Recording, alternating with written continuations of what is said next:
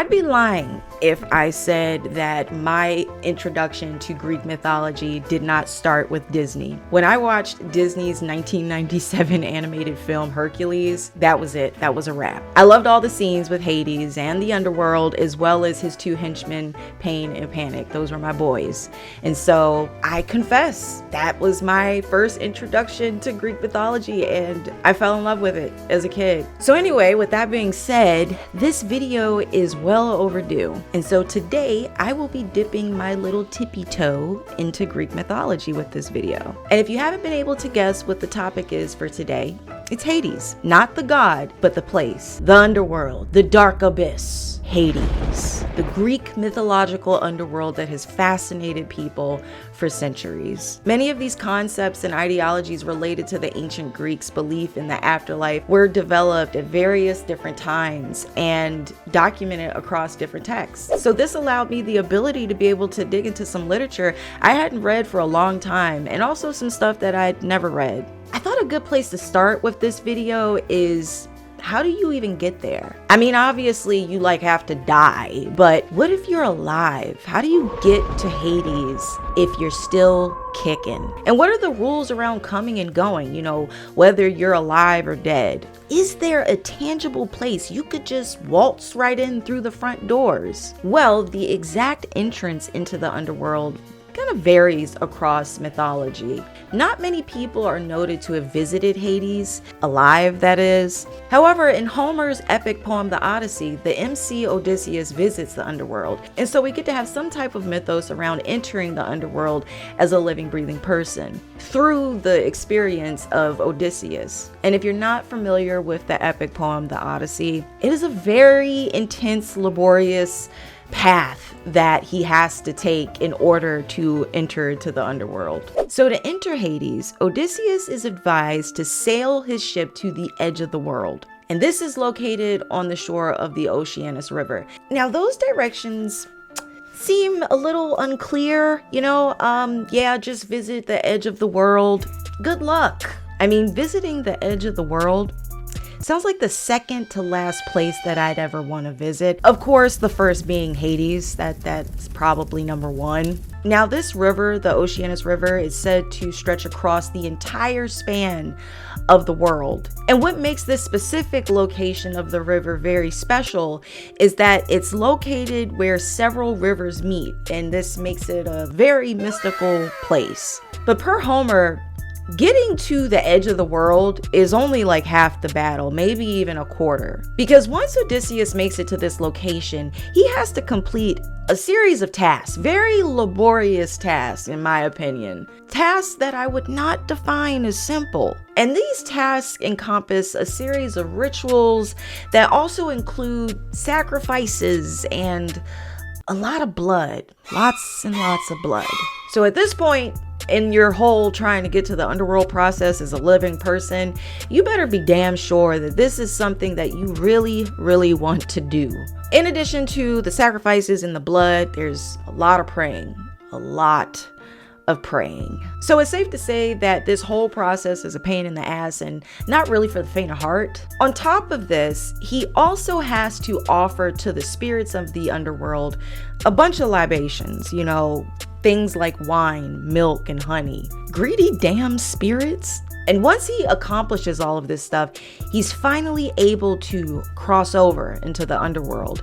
And it's not described as the most pleasant of places. It's very gloomy and dark and shadowy. A lot of different adjectives to describe dark and shadowy. And then he's immediately bombarded by a shit ton of thirsty souls. One of those souls being his own mother, who died while he's been gone away from home, which is really, really sad. Greek mythology is full of just very tragic events, FYI. And a lot of tales that are supposed to reflect good morals and things of that nature. But Homer's location for the entrance of Hades is just one of a few in Greek mythology. The river Akron, located in Epirus, Greece, was thought to be one of the rivers and entrances of the underworld as well. But if you're dead, of course, it's not nearly as difficult to get into Hades. You have a guaranteed one-way trip once you die. But what happens? What does that whole process look like? So when you die, your spirit leaves your body, and now you are in that shadowy, very gloomy, dark realm that Homer describes. And when you're in this realm of sorts, your soul takes on this shadowy appearance. I feel like I'm using the word shadowy a lot to describe it. Are you not embarrassed? This is really embarrassing. But that's really like how they like to describe it. Your appearance also has these like little wings on you or something of that nature. You're then immediately met by the god Hermes. And Hermes' job is to transport you to the next phase in your afterlife process. Hermes is the god of thieves, good luck, and travelers, among other things. And he's also the messenger for the gods because this guy is super fast. He has little cute little wings attached to his feet. So Hermes picks you up, he's your Lyft driver, and he takes you top speed to Hades. Honestly, when I picture Hermes, I just picture A-Train from The Boys. By the time he gets you to Hades, you're missing an eyeball and you're completely liquefied. So Hermes has picked you up, he's transported you. Where did he take you? So Hermes drops you off on the shores of the river Styx. And this is where you see a bunch of other souls just standing around waiting for the next phase of their journey. But then you turn to the side and you see this dude just standing there next to a boat. This guy is Heron, and he is the ferryman that will transport your soul across the river Styx into Hades, into the underworld, or further into the underworld. Honestly, that bit kind of confuses me. Like, am I already in the underworld once I cross over, or I'm just in this weird shadowy realm, or am I there when I get to the shore of the river Styx? I don't know, but he's gonna take you there regardless. Okay, something else that kind of confuses me at this point in the whole process is that sometimes I came across the river Styx as the place where Hermes drops you off at, and then sometimes I came across the river Akron being the river that he takes you across into the underworld. So we're just gonna stick with the river Styx going forward. And speaking of rivers, there are actually 5 in total that make up parts of the underworld. You have the river Styx, of course. There's the river Phlegethon, which is the river of fire. Very lovely. There's the river Akron, which is the river of pain and woe, even better. There's the river Lethe, or Lethe, probably mispronouncing it. That is the river of forgetfulness. And then there's the river Cocytus, and that is the river of wailing or lamentation. Beautiful. All wonderful things. I think whoever came up with these names and titles for these rivers, I think they got their point across. This is clearly a place of eternal damnation, and we want you to know. Or at least not for everybody. Not for everybody. Hades has other areas that aren't as shitty, which we will get into. So Heron, the ferryman of the underworld. His appearance is described in many different ways. The more common one is this kind of old, grumpy fellow who's covered in rags. That's the one you often see. But this one I find a bit comical. In the Italian writer and philosopher Dante Alighieri's poem, The Divine Comedy, specifically the Inferno, he is described as looking demonic, and he uses his aura like a weapon where he violently ushers the dead onto his boat. So for example, check out this 19th century illustration by the artist Gustave Doré. This illustration is a visual depiction of Dante's description of what souls see and experience when they meet Heron. And this man is literally winding up to slap the shit out of these people with that big ass oar. Not to mention, everyone here is just booty butt naked. Okay, there are tons of booty butts, and this includes Heron himself. He's completely naked. I just imagine him slapping asses like one after another into his boat. I like booty. Everybody is double cheeked up here. So you arrive at the shore of the river Styx and you meet Heron. And he's got his little raggedy boat, okay? But you can't just jump on his boat. Nothing in life is free. And that includes getting bludgeoned by a crotchety ferryman in the afterlife. Because when you arrive at this shore, you will remain there until your friends or a loved one in the living world gives you a proper burial accompanied by a sacrifice, because what is any good burial without a sacrifice? And then a coin must also be placed in your mouth, also known as an abole. I believe that's how you pronounce it, an abole. And the purpose of this coin is to pay the ferryman for your passage. Now, without this coin being shoved in your mouth, you will remain on that shore indefinitely with all the other broke ass souls.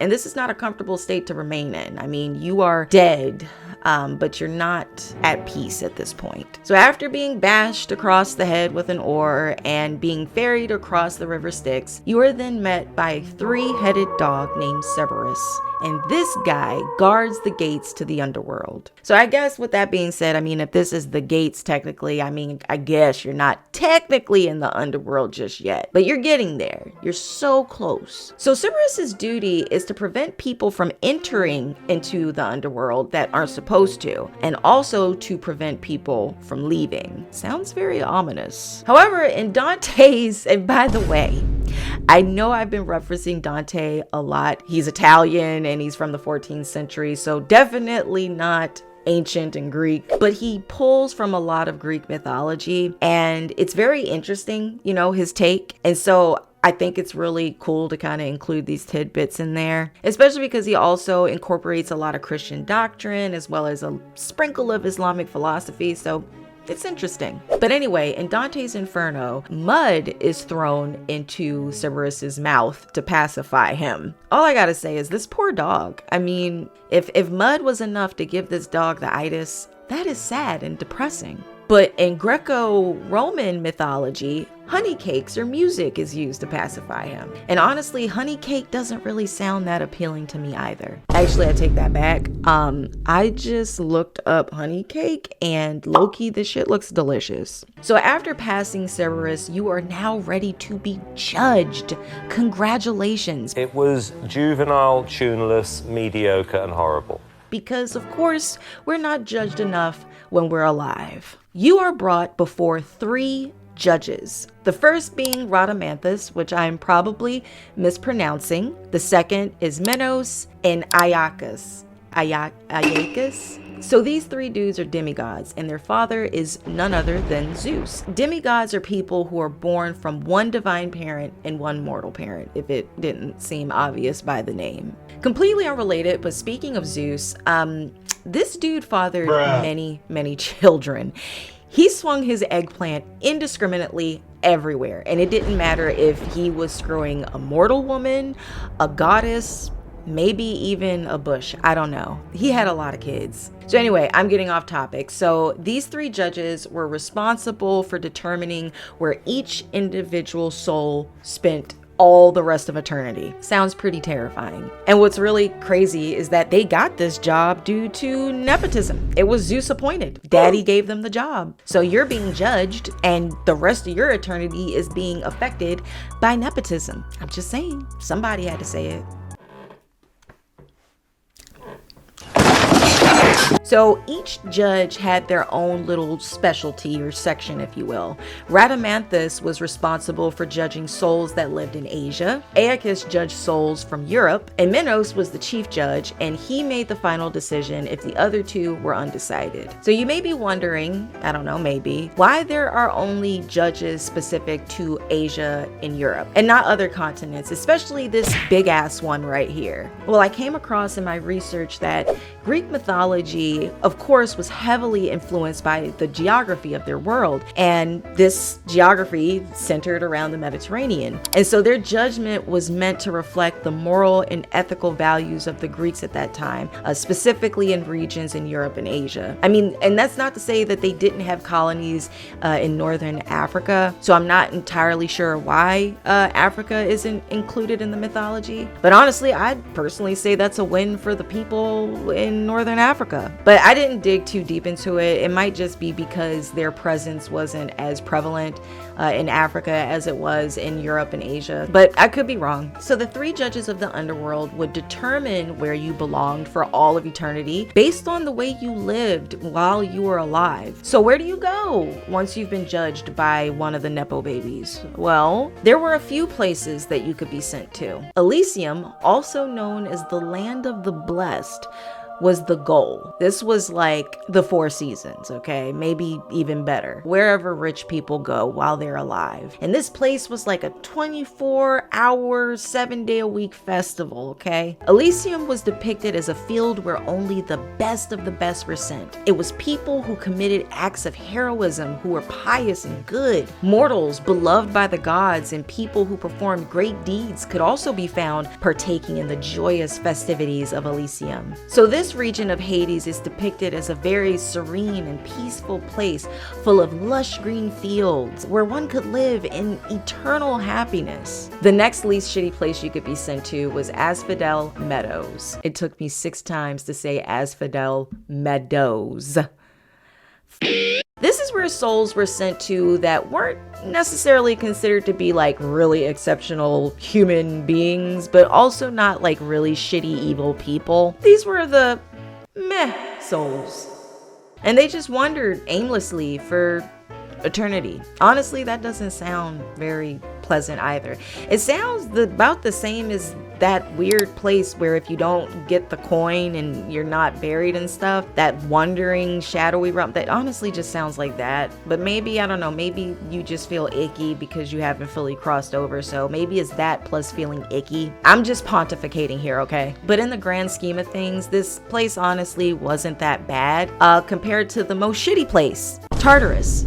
The land of the damned. As far as appearances and geography goes, Tartarus is mostly described by the souls that reside there and their punishments. You know, that is the defining feature, the people and the horrible things that happen to them on a daily basis. Unfortunately, we don't have a floor plan of Tartarus. This is where the most wicked of souls are sent, especially those who offended the gods. So if you cross them, you're screwed. A variety of damned souls can be found in Tartarus, and some are more well known than others. One of Tartarus's more infamous inhabitants is Sisyphus. And if you're not familiar with who Sisyphus is, let's just say that he really pissed off the gods and crossed them more than once. For starters, he betrayed Zeus and also cheated death, nay, not once, but twice. And we're gonna get into it. I'm gonna spill this Sisyphus tea. His punishment for all eternity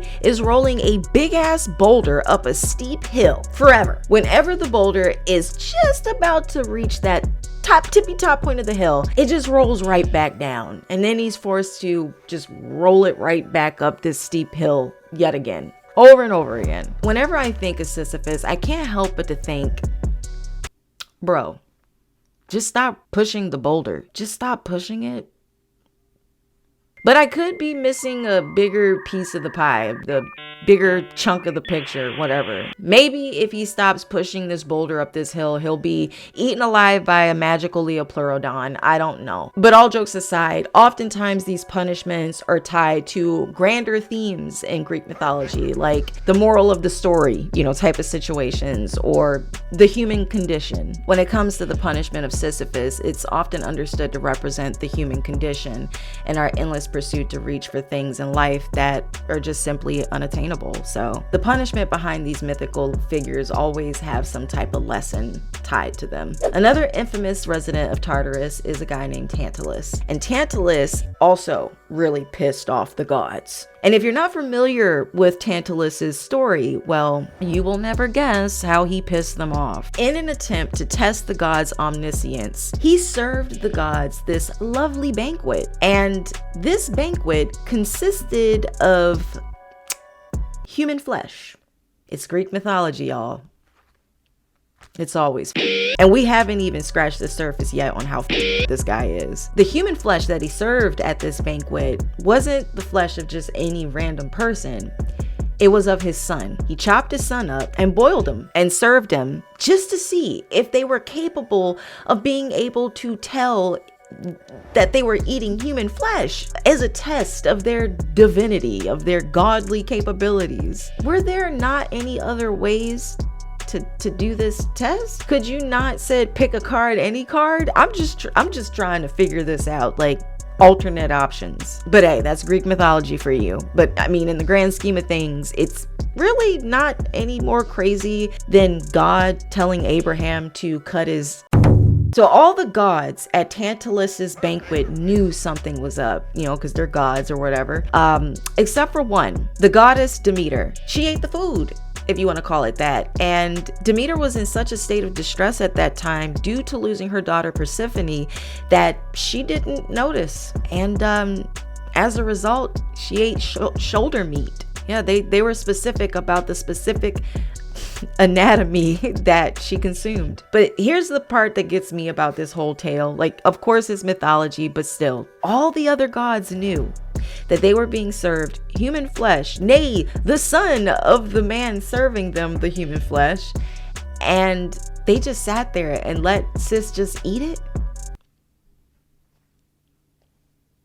They didn't say anything. I mean, maybe they did eventually say something, but she ate enough to the point where the gods had to actually recreate his shoulder. They brought him back, which is great, but they had to create a shoulder for this boy because she ate that much of the meat. So that leads me to believe that y'all sat there for an extended period of time while Demeter ate this shoulder. All I gotta say is, like my mother used to tell me, be careful who your friends are, okay? You think those your little friends, but they're not. So this was one of Tantalus's many crimes, but this was by far the most horrific one. All for the sake of testing the gods', I don't know, godly awareness. So for his crime, he was sent to Tartarus, and his punishment was to stand in a pool of water under a fruit tree with low-hanging branches. Whenever he reaches for the fruit, the branches move further out of his reach. And whenever he reaches down for a sip of water,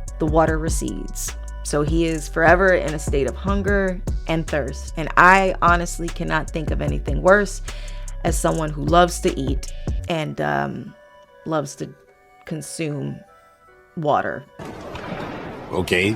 When you think about how heinous Tantalus's crime was, I think he got off a bit easy. So the person who ruled over all of this craziness, all the different areas, the souls, and the whole shebang is none other than Hades, aka Pluto. And Hades resides in the underworld alongside his wife Persephone, of whom he kidnapped. By the way, he is the brother of Zeus, the god of the sky, thunder, and lightning, and Poseidon, the god of the sea. So when the gods drew lots for their positions, and yes, the gods came across their positions, if you want to call it positions, I don't know what else to call it, but they got their godly positions by chance. They were determined by, I don't know, throwing dice or a game of cards, drawing straws, some shit like that. And Hades had the unlucky fate of becoming the god of all things dead. And so he entered his goth phase. What existence was like for souls living in the underworld varied in Greek and Roman literature.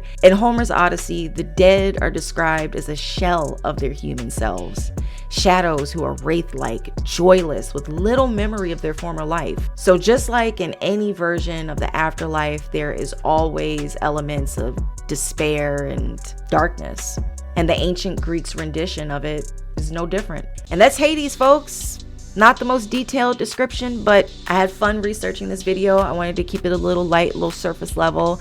Maybe future videos to come that go into greater detail on different various aspects of the underworld and maybe Hades himself. But before I go, I just want to spend a moment thanking the handful of people who regularly watch my channel. I don't really talk about this sort of thing in my videos. I try to keep it very much so focused on the content, the topic at hand, but it hit me a couple days ago that as of the month of September, this month, that I'm recording this video and hopefully uploading it, made 4 years since I started this channel. And I just can't seem to get into the favor of the YouTube algorithm gods, but to the people that my videos actually have reached and those folks who enjoy my videos, you guys mean so much to me.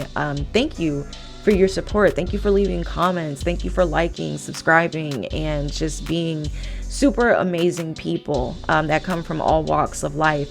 I read your comments and it means the world to me. So thank you so much for the support, and you guys are amazing. So I will see you in the next video, I hope.